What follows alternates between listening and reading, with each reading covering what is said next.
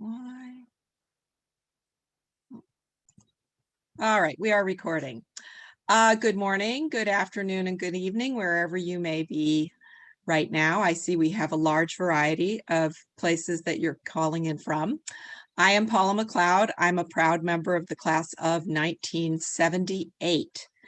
In my professional life, I'm an executive coach, but in my volunteer life, I'm the creator and the coordinator for this Thrive series. Thrive workshops are 1 hour long at this time on occasional Fridays.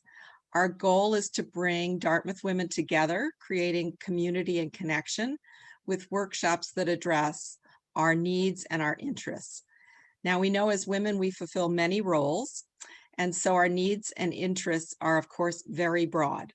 So we can bottom line it by saying the aim is to help you create a more fulfilling life. As I noted, I just want you to know that we are recording this webinar today. And here's what's in store.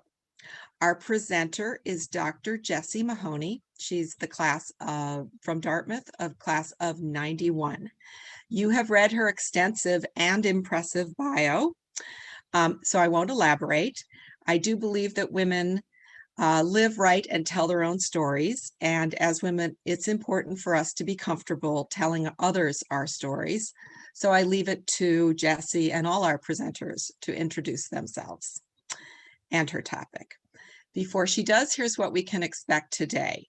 She's going to talk to us about tips on mindfulness and intention and how those tools can help us improve our relationships, and who doesn't have a relationship that they'd like to improve. Then she's going to do a demonstration of coaching with a volunteer around a topic that a real topic that the real volunteer has brought to us today. And there may even be time for 2 demonstrations. We will leave time for a brief discussion and wrap at the top of the hour. If you have any questions for Jessie or for me, please put them in the chat. We do have a very large group, so we will do our best to either respond now or later. And you will be getting a follow-up email with the recording and also with any resources that are discussed here. That's it. I'm turning it over to you, Jessie. Oh, right. May I suggest everyone go to speaker view? It'll make the experience better.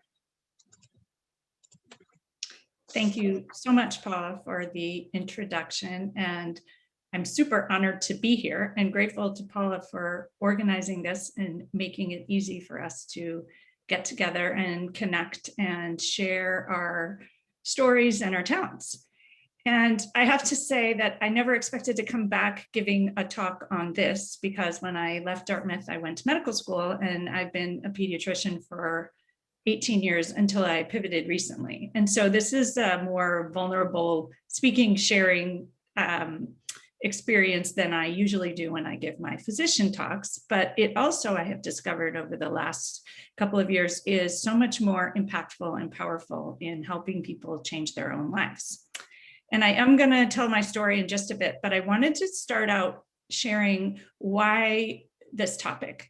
And transforming our challenging relationships into amazing ones comes from the fact that this past year has been really difficult on relationships. We all already had challenges in our relationships, but COVID and the pandemic and the isolation made things a lot more challenging for many people. It showed the cracks that were already there in many of our relationships and made a lot of new cracks for many people. And so today, the thought is that with these tools and with the concepts of mindfulness and intention and mindful coaching is how I kind of bring those 2 things together. I think of it as like the Japanese pottery art, the kintsugi, where you take the broken pieces and you put them together with gold, and it's much more valuable afterwards. And so the fact that the relationship is not functioning as well can actually be an amazing thing that leads to much more amazing relationships. And so that's where I'm starting from.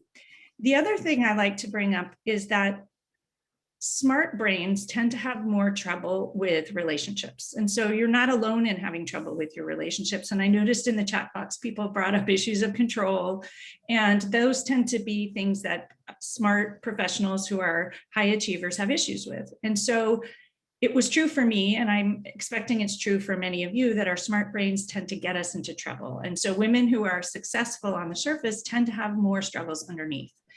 And our brains were trained for many, many of us in professional schools to think in certain ways and interpret information in certain ways that helped us achieve in that setting, but don't necessarily help us be the best moms, spouses, and children to our own parents, perhaps, would be the other relationship that comes up a lot. We tend to overanalyze and we tend to judge and evaluate and always look ahead, behind, focus on things like scarcity. And many, many of us are perfectionists. So we're always trying harder to fix and control and shape things. And that tends to actually not be the most helpful strategy.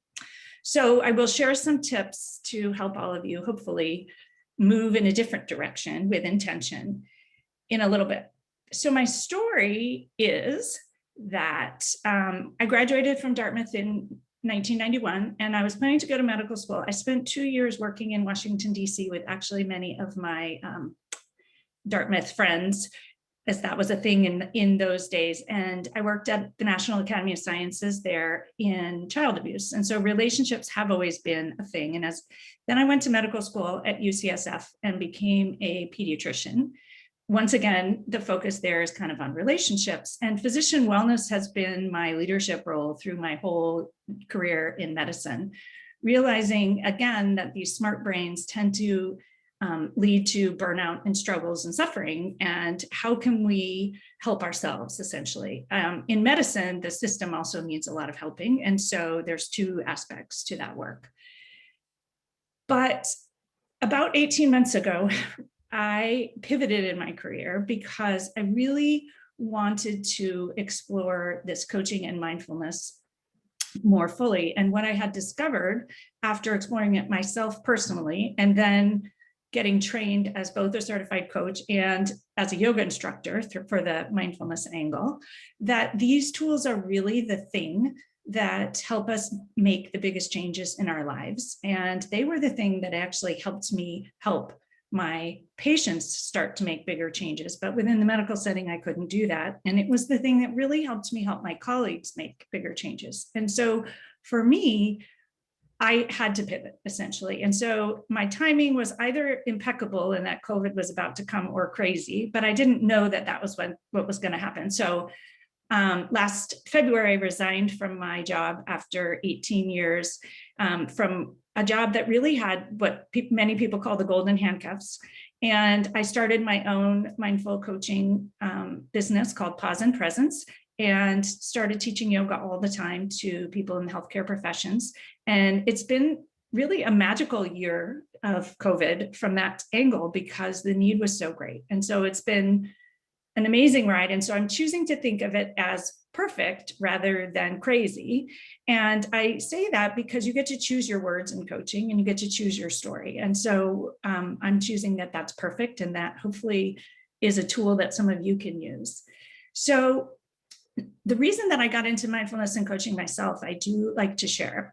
And I was burnt out in medicine. Even as the wellness leader, I found myself not particularly well. And as many of you, I think I had gone to Dartmouth, gotten my MD, I had done all the leadership jobs. I was, the lead of wellness, and I kept taking on more and more jobs. And I had 3 children and a husband, and I still wasn't happy. I kept always looking for the next thing to solve the problem. And what I discovered through coaching and mindfulness is that it was actually my brain that needed work. And when I worked on my brain, everything else I could make work in different ways. And so these tools are just incredibly powerful for you and incredibly powerful for others. So that's how I ended up where I am. And the other more personal piece is that at the same time that I was struggling with some burnout, my husband, who's a lawyer who went to Cornell, and for those of you who know me during my Dartmouth time, he was my high school sweetheart, and we did get married after that, and we're still married 28 years later. But during this same period of my own burnout, my husband developed some pretty significant depression and anxiety. And it turned out that he has some underlying Asperger's, which we never knew until we'd been married for 25 years. And so that and the burnout led me to get my own coach and led me to mindfulness. And if these tools can help with that, having a career in medicine, 3 children, and a husband who's struggling with mental illness and get you through to the other side, they really help with everything. And so that's where my passion for relationship coaching comes. Because when our relationships don't work, nothing else really works. It seeps into your career, it seeps into other things. They're also key to your health and happiness and longevity. And there are Harvard studies that show that. And I highly recommend the book Together by Vivek Murthy, if you haven't read it, about the many people mentioned connectedness and relationships and the epidemic of loneliness. It has a lot of scientific bits in it, so it will appeal to your brains. So that's sort of how I came to be giving this talk today. A few other things I did just want to share is that over this last year, I have started teaching yoga, mostly to healthcare professionals, but I teach to anyone and everyone, and realizing that it's a way to begin to step into this work that for many people can be really transformative. And I teach yoga from a standpoint of you don't have to stand on your head, you just have to show up and be able to breathe. And I really encourage everyone to try it from that standpoint. It's about growing your mind and your body, and it is a way to get into mindfulness that's really an easy entry point, as are any simple tools for mindfulness. You don't have to be able to meditate for long periods. And so start with something. For those of you who work in healthcare, and I know I saw the sign up list, there were quite a few who come from the School of Medicine. I also lead a free group called the Mindful Healthcare Collective, which is essentially support for healthcare providers who are struggling. And there are a lot of free sessions, and I teach yoga there once a week. And so I would love to have any of you join, and it's free. And it's a great community and a way to make connections. And then a lot of what I'm going to share today, I also share in my blog, which is my passion. And I never wrote anything until 18 months ago. So I encourage you all that you can change. And now all of a sudden I write almost daily. And when you find something that's really your passion, you'll just discover that your whole personality can change. And so I encourage you to check that out.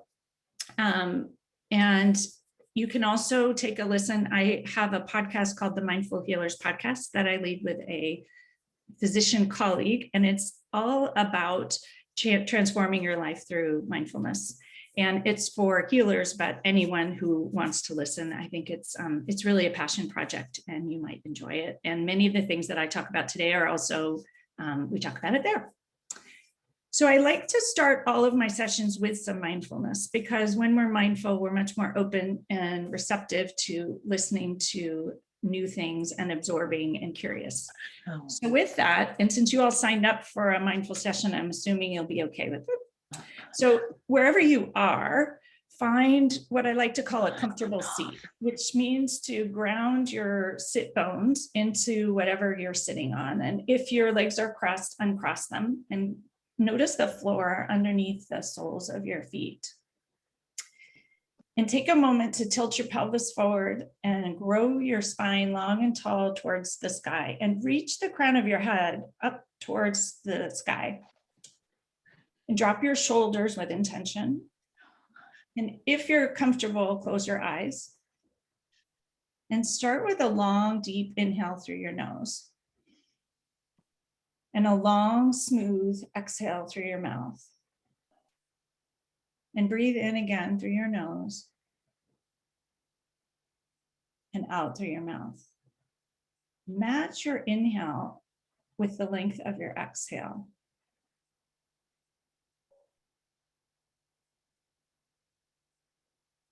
Just notice how you feel when you focus on the breath, breathing in and breathing out.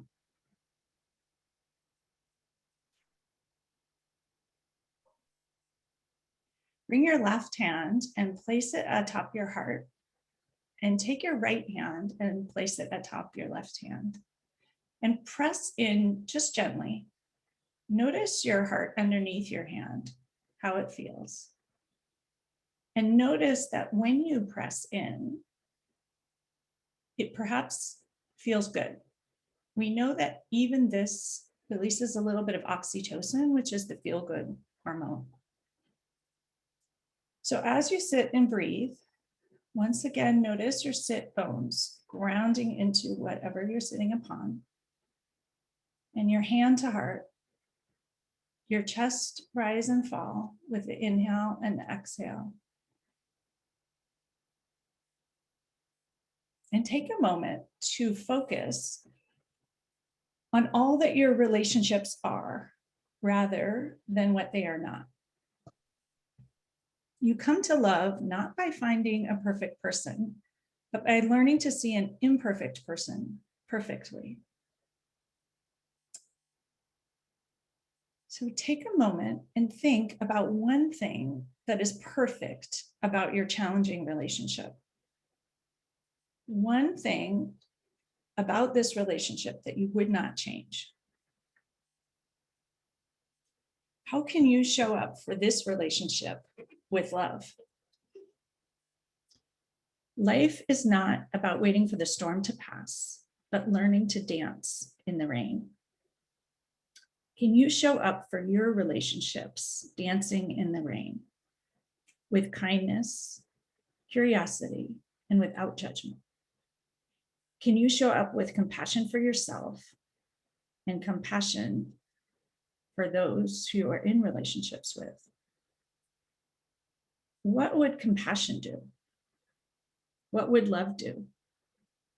Can you notice, learn, allow, and accept?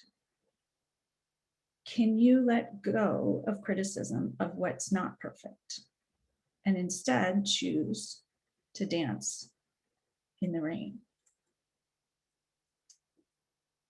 Take a moment once again to press your hand into that heart space. And as you do, send yourself some compassion and love. In relationships, we so often focus on sending everyone else compassion and love. But send yourself a little bit here in this moment and notice how you feel. Just let it seep in through the heart space, down through your arms, grounding downward through your sit bones. Take in a final deep inhale through your nose and a big exhale through your mouth. And bring your hands back to your thighs and open your eyes. Let the light of our Zoom room, such as it is, back in. And with that, I am going to try to share the screen and share my tips with you. And then we will take a little time for some live coaching with our volunteer. I did want to offer that if anyone else wants to volunteer, you can raise your hand by, I think you can either bring it in the chat box, so for Paula to check, or on the reactions button, there's a hand raise thing, and she could also likely see that, I think. So if I have time after Debbie, you would be next. I don't know how much time we'll have, so we'll see, since Debbie's bringing whatever she is bringing, and I don't know what it is. So let me share my screen. And that did not work. Oh, there we go. Okay, wonderful. All right. So I will just share that the background of this is Ocean Beach, which is in San Francisco, where I live now. And it's one of my favorite places to be. So the first tip that I want to share is to pause and be present. So mindfulness, as you may notice after that session, creates space. And in that space is where your opportunity is. So mindfulness calms your nervous system, activates the parasympathetic nervous system, for those of you who remember or work in medicine. That's the rest and restore. When you have this space, the space is where your power is. So Viktor Frankl, who's a famous author, talks about the space between the stimulus and response. And that is where your power and control lie, as we say. So in that space is where you can be intentional. So mindfulness allows you to have space where you can notice, pay attention, and also show up without judgment. And that's a key piece of an amazing relationship, I'll say. So until you see your thoughts and connect with them, you can't actually change your experience. So pause and be present and be mindful in whatever way you can. I will offer that so many of us who are busy professional women don't pause and we're not present. So we don't see what's happening inside. We just show up reacting. And so this is probably the easiest of the tools. And that's why it's number one. So at the very least, can you just stop, slow down, and pause and be present?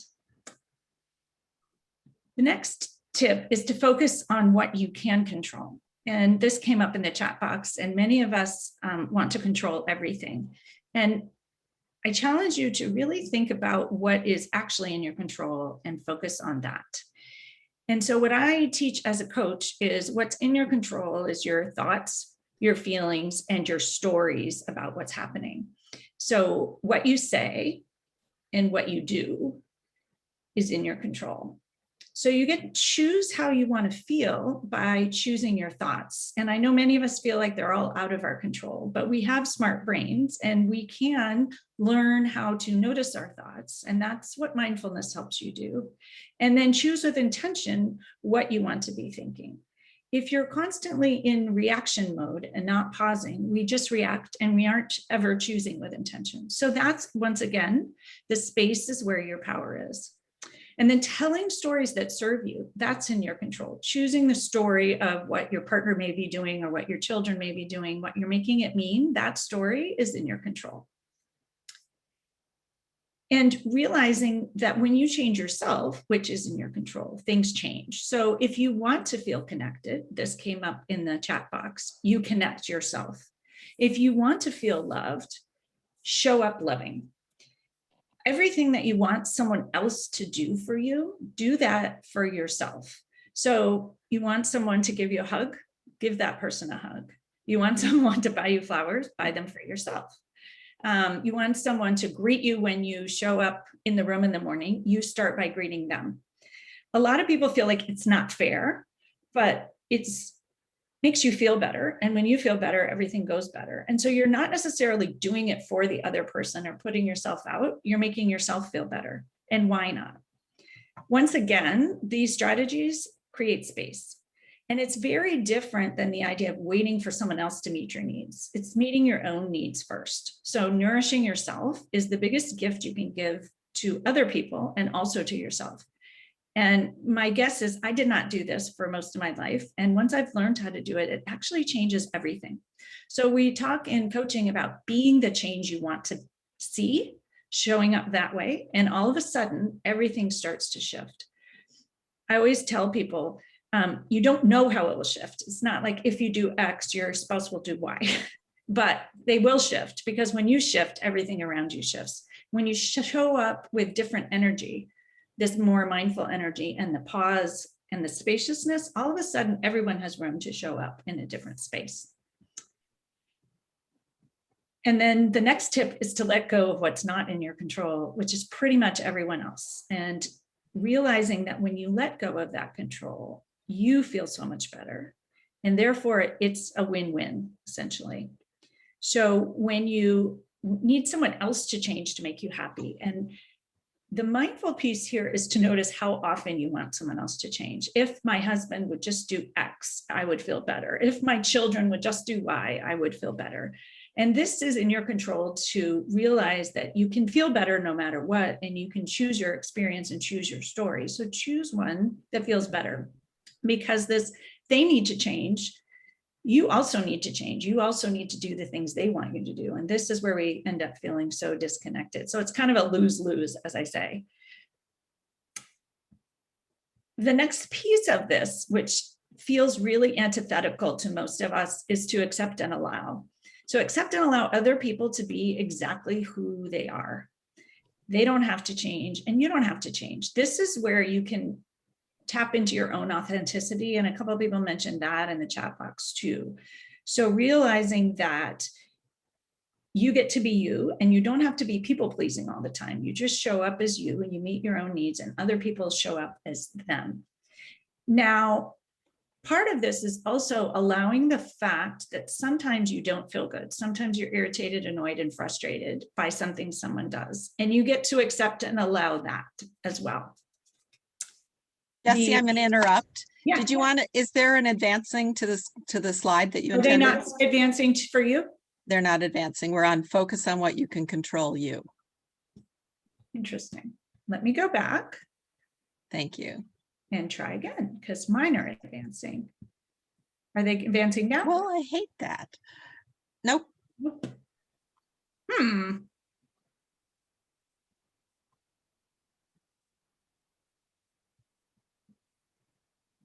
Now? No. Let me try stop and start again then. Sure. 1 second. That's all right. It's perfect. It will be perfect.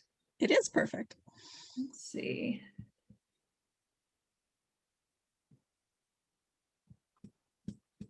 I was noticing how much of that, what you were talking about, was about only the thing we can control, which is ourselves. Yes, so that's, let's see. Is it advancing now? No, we don't see anything yet. Oh, that's not good. Well, remember how we talked about whether or not there would be slides? Yeah, well, I'm going to try one more time, and then we will just go back to looking at me. Can you see them now? No. Am I wrong? Anybody else? Anybody else see them? Because Nope. No, don't see them. All right. Fascinating. I'm going to Goofy. stop for a moment, and I will just go back to talking, and I'm going to just give it a moment, because sometimes that solves the problem. So I apologize for that.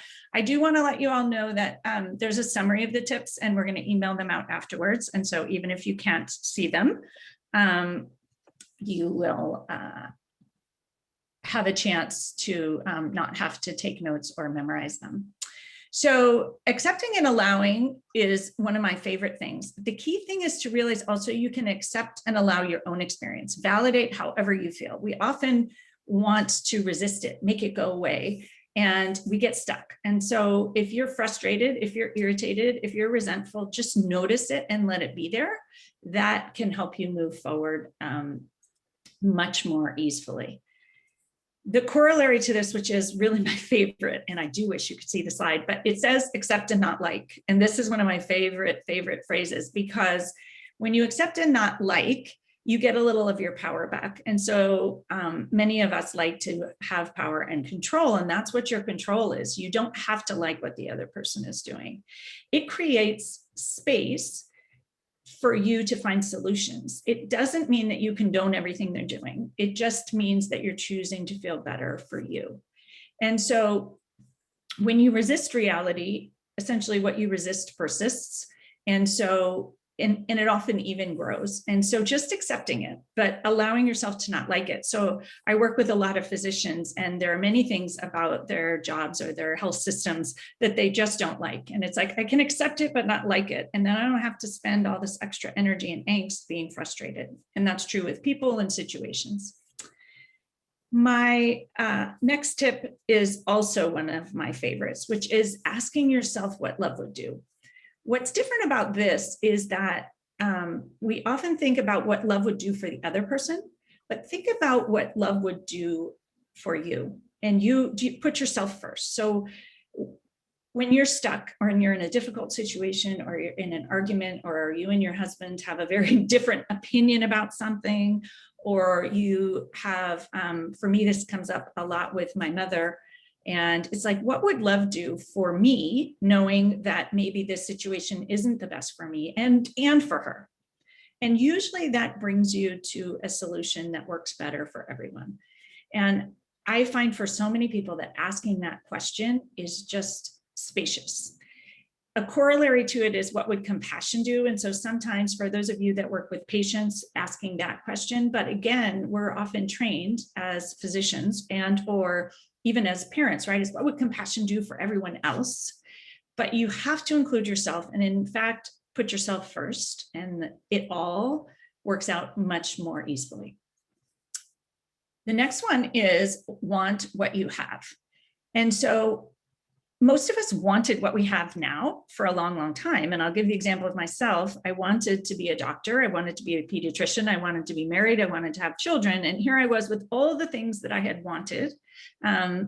And I still was discontent. And I think many, many of us find that sense of discontent and dis-ease. We're trained to just keep looking, keep looking, keep looking.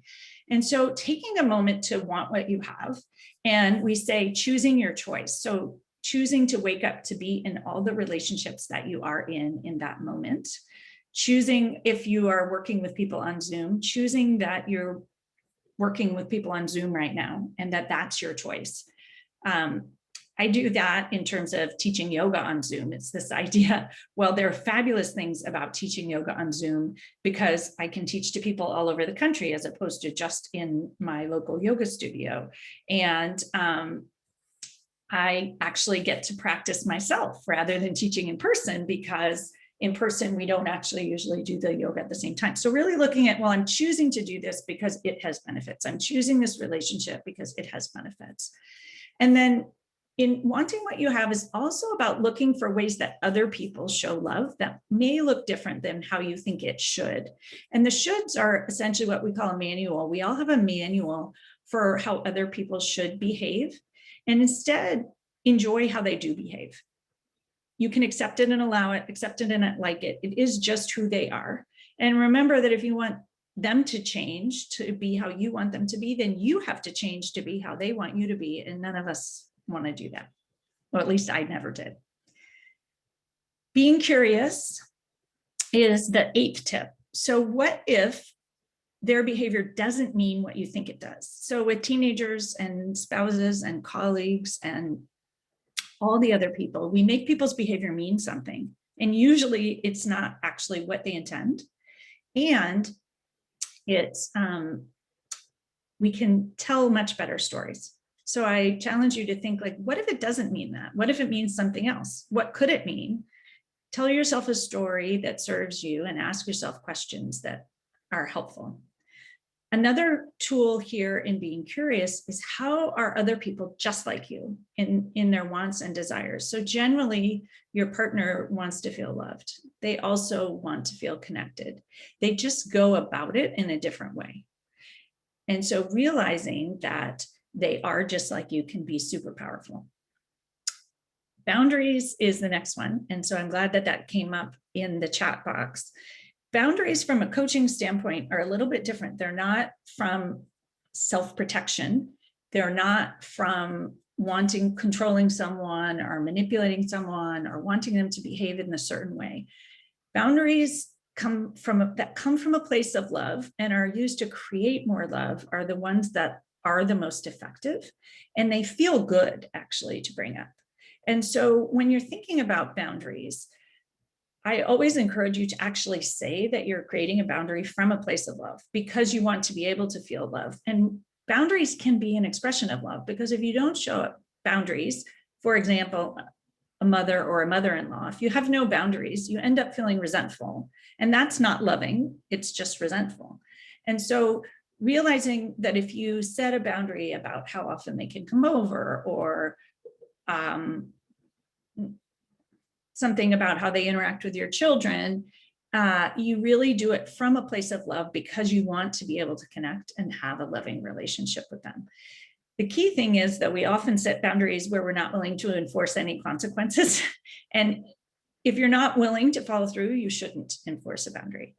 The other thing from a coaching standpoint is you should have as few boundaries as possible, because the relationships that work the best are the ones where we all come of free will and we all show up as authentically as ourselves. So tool number 10 is the easiest and most fun one, and is actually what inspired this talk and about, I don't know, 25 of my blog posts on this topic. And it's to decide that your relationship is amazing. And this came about because I have a friend and dermatology colleague who sent me a message about a year ago asking if my relationship was amazing. She knew my story about how I got into coaching, and then I did relationship coaching, and she knew about my husband having mental health issues, and she knew that I'd been married for 27 years. And so she wanted to know if my relationship was actually amazing, because she's deciding whether or not to marry her fiance, who she's been engaged to for a long time. And I kind of thought, well, what makes an amazing relationship? And what I realized over the next few days, as I looked around, I was like, well, what makes it amazing? This is amazing. All of a sudden, I started looking for amazing everywhere. And what happened was my relationship became much more amazing. And it was literally only over the course of about 3 days. And so realizing that amazing is not perfect, and we often want our relationships to be perfect. Amazing relationships are actually 100% not perfect. They're authentic. And so start to look for amazing in your relationship, and just decide that your relationship is amazing with all of its good and all of its bad. Most of us wouldn't exchange it. I will give the caveat that if you're in an abusive relationship or a toxic relationship, these tools aren't to sort of just change your thoughts and make that okay, because that is not what love would do. Love would get out of a relationship that's really causing you harm and not keeping you safe. But if that's not the case, try looking for amazing and see. And then asking yourself good questions. Why is my relationship amazing? How does my partner show love? Or how are we connected? So that's another way to use that tip that can really grow love and connection, no matter the current challenges that you're facing. So with that, I'm curious, I'm going to switch back. I have not been checking the chat box. And so maybe Paula can let me know if there's anything. We've been tracking. I just want everybody to know you will get the 10 tips, and you'll get the all the resources that have been mentioned. And I do see Christine asking a question about getting more examples of the concepts. And I wonder if that's something that we can, maybe going to your blog posts or something. It is 12:42. So in the interest of time, I would love to do the live coaching, and I think that will give you some examples. And I will tell you that's my blog posts are all pretty much like stories from my own life and how you use them. So I would definitely encourage you to do that. And you can actually search them by relationships, and most of them are tagged, by the way. So that will help you find some of those particularly. So I don't see Debbie on the top of my screen. I see 2 other people with hands raised. and I've got your names. I'm going to lower your hands. Okay. That should help. So Debbie, do you want to unmute yourself? And we will.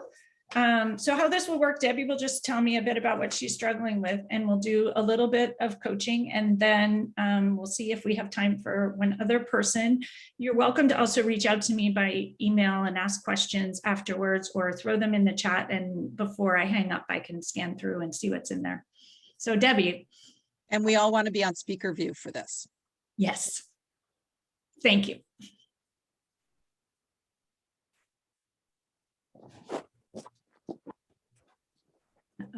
Let's see. Can you, are you able to hear Debbie? Yep. Okay. Do you want to tell me what you're struggling with? Well, it was interesting because when I read your thing, I was like, oh, I want to be a volunteer. And I just shot you that email right away. And then I was like, what have I gotten myself into? But listening to these 10 points, you're completely talking to me. So I guess I was meant to do this with you. I have an amazing partner, and he's wonderful, and he shows me love in so many ways I never would have even thought to ask for. But then there are other things that I so want him to value and do and be. And I just find myself harassing him constantly. And I've asked friends to call me on it.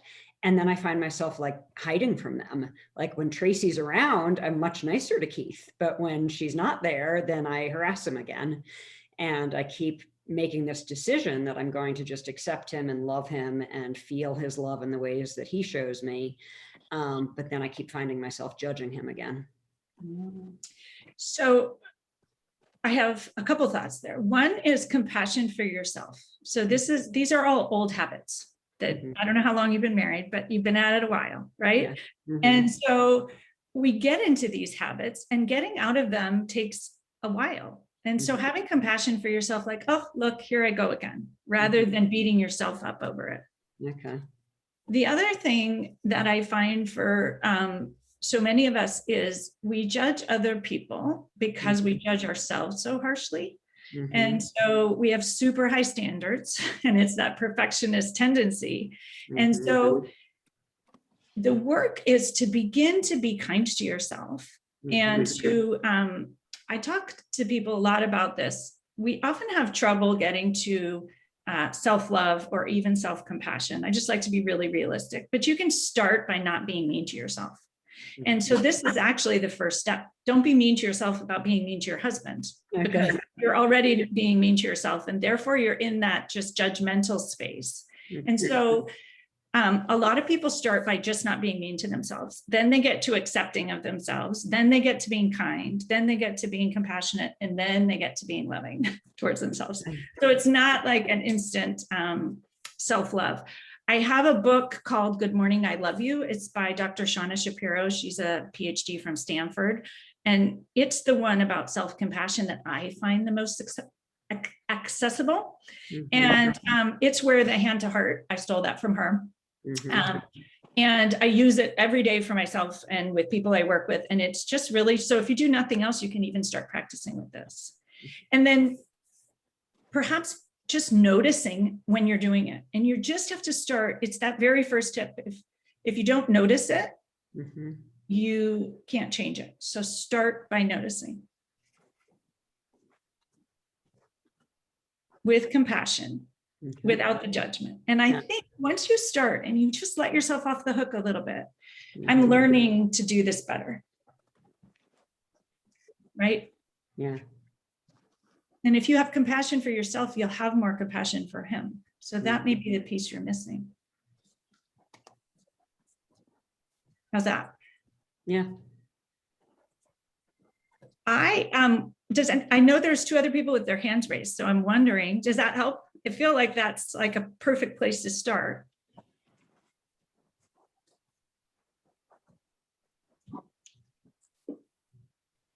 Paula, do you want to see if Sure.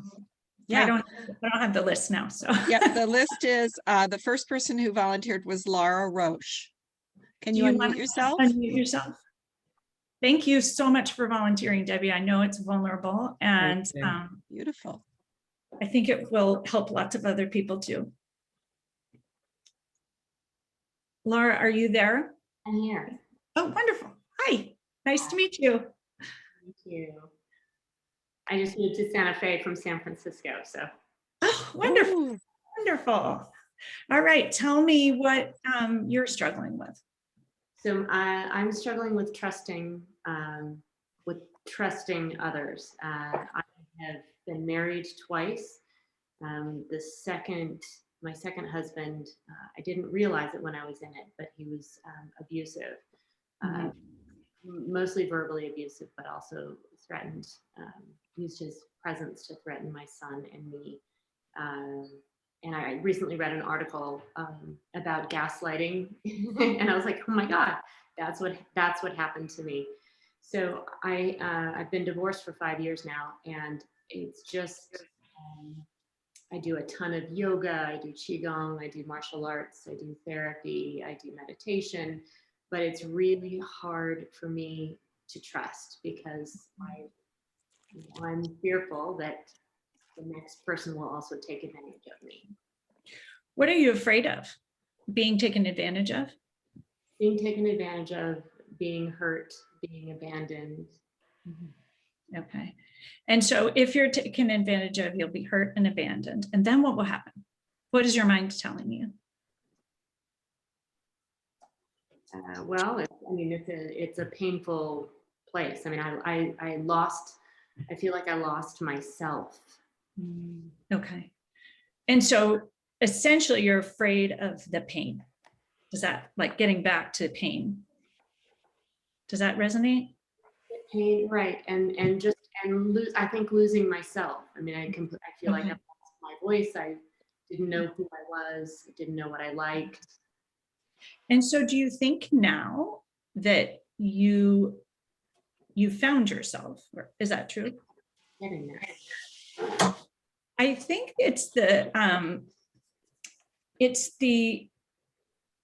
so in coaching, we say you hurt your own feelings by your thoughts. And so here, your job now is to take care of you and to trust yourself. It's hard. You can't trust anyone else if you don't trust yourself. Yeah. How do you trust yourself? Well, what I would say is it's kind of like that continuum of like not being mean to yourself to being kind to yourself. You have to start by starting and make a list of all the ways in which you are trustworthy to start, because I'm 100% sure you're very trustworthy in lots of ways. And then, so you can trust yourself to eat healthy and practice mindfulness. Like there are lots of ways in which you can trust yourself. Another thing is just like we call them stepladder thoughts or bridge thoughts. So I'm learning to trust myself. I'm learning to believe I can trust again. So you don't, like if you try to jump too far, you don't believe it. And so just practice trusting yourself in little ways. So you're building evidence that you can make good decisions. Does that feel a little more spacious? I'm gonna have to sit with it. Yeah, I do think too, compassion, that you have trust issues because you've been through this. So when you resist this fact, you're like, I just want to get there. You want to get there too fast. It's very hard to move there. And so what if just learning to trust day by day by day, you'll get there eventually. That feels right. And maybe where you are today is exactly where you're supposed to be. And tomorrow you'll be in a slightly different place. And the next day, I think you'll be in a slightly different place.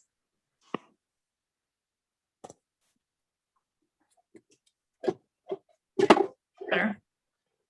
Thank you. You're welcome. Paula, do we want to try one more, or I can scan into the chat box? You choose. I will tell you that, let me tell you the 3 things I've picked up from the chat box, Yes. which are, at what point do you hold people in your life accountable for poor behavior? I'm going to give you all 3. Okay. How can you be what another wants you to be and be yourself? And how do you handle someone who wants to impose their manual on me, i.e. a mother? I'm going to do the last one first. Mother issues are so much fun. So your mom gets to have her manual and she gets to be exactly how she is. And you get to decide how to respond to it. So other people can want to impose whatever they want on you. And you get to choose your response. Because once again, the slide we got stuck on, which is actually kind of funny, right? What's in your control is only you. Your mother is not in your control. So you can, she's going to have whatever manual she is. And the manual is your mother's idea of exactly how she thinks a daughter should be and exactly how she thinks a mother-daughter relationship should be. You have a different manual of how a mother-daughter relationship should be. And so each of you gets to keep your own manual, and all that's in your power is to decide how to respond. So she's going to come with her manual and you're going to decide that what you make it mean, what you choose to do or not. And that's really all that's in your control. It's a lot of letting go. And that is incredibly uncomfortable and vulnerable. And that was something I actually meant to mention, is that these tips are not, they're easy, but they're not easy. And so they're very uncomfortable. It's getting out of our comfort zone. This is not the way that we generally approach relationships. And I have many people say, well, I don't want to be vulnerable, or I don't want to have to make the change. Like, why doesn't my partner have to change? Or that it's not fair. And the idea is, it's to change things, you have to change. and change is uncomfortable, and discomfort is what we say is the price of growth, or is the currency of your dreams, is another way to think about it in sort of coaching language. I like to think on the other side of discomfort is fun. And so it may be that just once you decide, I use these words, of course, a lot. So of course my mom wants me to do that. Or of course my mom said that, because that's what she does.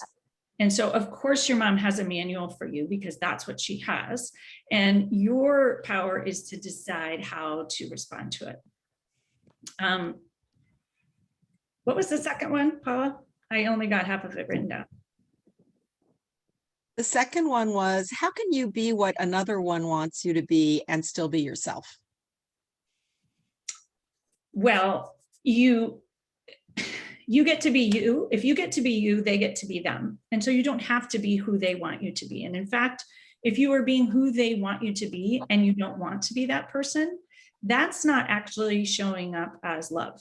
It's showing up as people pleasing. And therefore, we think it's love because they say, well, I want you to do this. But if you don't actually want to do it, then you're going to end up feeling resentful, essentially. And so asking yourself what love would do. Love might do something that they want you to do because it would make them feel good. But if you're also showing up, if there's a conflict between who you are and who you want to be and what the other person wants you to be, that's not actually love. And so I would say you be you, and they get to decide how they respond to it. Generally, this all works much better when you let them be them. And so the piece that's missing here is us trying to control or change them. So we want them to be the person that we want them to be. And so then they don't get to be themselves. So if you give that same compassion and space to them, and then you tend to get much more of it yourself, if that helps. And then the accountability also gets back to control. And so what I would say is you get to decide, everyone gets to decide what they do or don't do. And so I find when you create more space, you may find that, we all have these lists of my husband's supposed to do this, or my kids are supposed to do this. You get to decide, you get to ask, but detach from the outcome. Now, if it's something that has to be done, you get to choose, like, are you going to do it yourself? Remember what's in your control and really stick to what's in your control. So that's when you set a boundary if it's super important. But set it from a place of love because there's resentment or something. But I also think that this idea of accountability, like if it's a loving relationship, people get to show up how they want. We can't control another adult as much as we'd like to. And I know that feels really crazy in letting go, but if you let them be them and you be you, and you will find that they tend to show up doing other things. And so sometimes whatever's on their list or things that they're accountable for, like maybe they should go on your list and something else should go on their list. When you start to let people show up as them and you give up a lot of this control, you will actually find that people step up and help in other ways. And so when you create this space, you may notice that you don't need the accountability because people will show up and help out in different ways.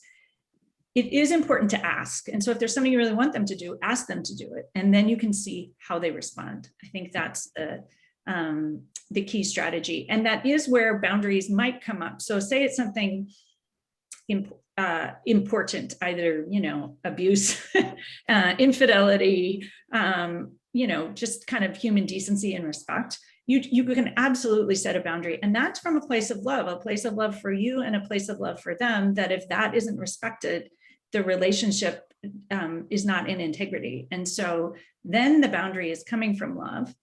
The enforcement comes from you actually having a consequence that you are willing to enforce. And so that's why boundaries are so few and far between, because generally we're not willing to enforce them. And that's really something that you kind of have to work on in an individual space to figure out what that would look like. But being clear and honoring yourself and who you are, I think that's come up many times today, is really the key piece. If you show up authentically and show up from a true place of love, so of love for you and love for the relationship, then the decisions get much easier. And so that question always, what would love do? Even in the space of accountability, I think can be incredibly powerful. That is so, I mean, who here doesn't agree with me that this has been the most jam-packed, wonderful hour full of good information? And I think we're going to have you come back, because everybody in the audience probably has something else they want to ask. First of all, of course, thank you, Jessie. Thank you, Jana and Rose, who also were volunteering. Jessie, you should see the resources also being shared among people in the chat. Brene Brown has been there, Gary Chapman is in there, et cetera, et cetera. We'll try to capture those for people in the follow-up. Thank you everybody for being here. I want to invite you to our next Thrive webinar, which will be in 2 weeks. The topic is confidence, the imposter syndrome, and your inner critic. And I'll be presenting. So hope to see you back. We all have our critics, and let's see how we can learn to deal with them in a more productive and healthful way. The chat is truly blowing up, Jessie. Thanks, everybody. See you in a couple of weeks, and look forward to getting the recording of this. I know I'm going to watch it again, because there's so much here to absorb. So yeah, thanks a million for being here. And I'm going to stop the recording for one thing, because that is one thing that I'd like